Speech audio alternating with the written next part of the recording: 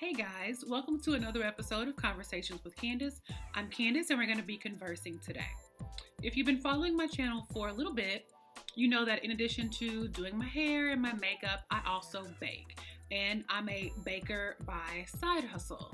I enjoy trying new recipes, and then once I master them, I sell them to anyone who wants to try them.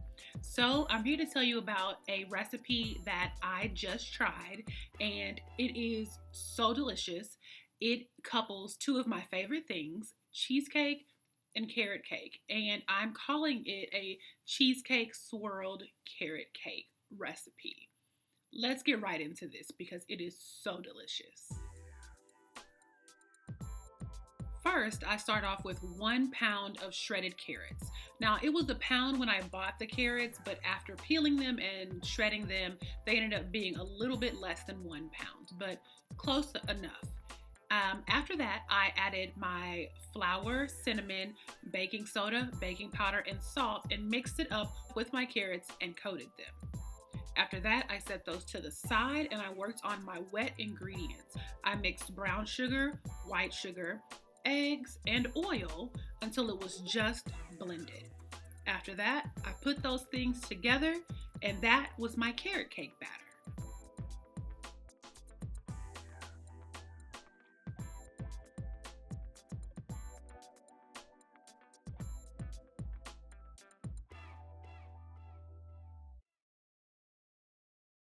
After making my carrot cake batter, I began on my cheesecake batter. I combined my cream cheese, sugar, sour cream, eggs, and vanilla extract in my stand mixer and whipped it until it was nice and smooth. I did have a little bit of lumpiness in my batter, and that is because I mixed my cream cheese when it was cold.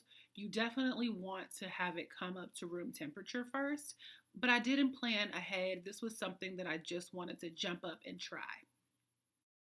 Once both of my batters were prepared, I used my 9x13 baking pan and I lined it with parchment paper.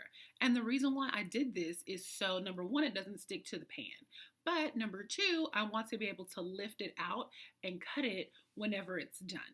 So I poured my carrot cake batter on top of the parchment paper first. And I reserved about 1/8 of the batter to go on top once I put on the cheesecake. So the cheesecake went on top of the carrot cake, and then I dolloped the rest of the carrot cake and then used a knife to swirl it around. Just make a cute little pattern on top. Now the carrot cake is more dense than the cheesecake, so most of it kind of sinks to the bottom, and that's completely fine. But I wanted just to have a little bit of that like marble effect on top with the carrot cake, and that's exactly what I got. I baked my cake on 350 for about 35 minutes. Normally, I would bake my cheesecake at a lower temperature for a little bit longer, but I was baking it on top of another type of cake. So I had to raise the heat so the cake underneath would bake and just hope for the best. I actually ended up leaving it in, I believe, for about 35 minutes just to make sure it was all done. After I took it out of the oven, I sat it on the counter and I let it rest for 1 full hour before putting it in the refrigerator.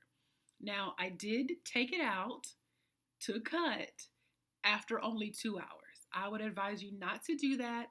The cheesecake was not all the way set. It was not the way I like it. But after cutting it the first time, I put it back in the refrigerator and I left it in overnight. Leaving the cheesecake in overnight helped it set. It was nice and firm, but still like creamy and delicious. This recipe, now that I've done it one time, I know exactly what I'm going to do the next time. So if you want to try this recipe, I will leave all the information about how I made it below. But if you don't, just watch this video and drool, because just watching it back right now, I want to make it again. Thank you for watching this episode of Conversations with Candace. I hope this video has found you in a happy, healthy, safe place. And until next time, y'all have a good day.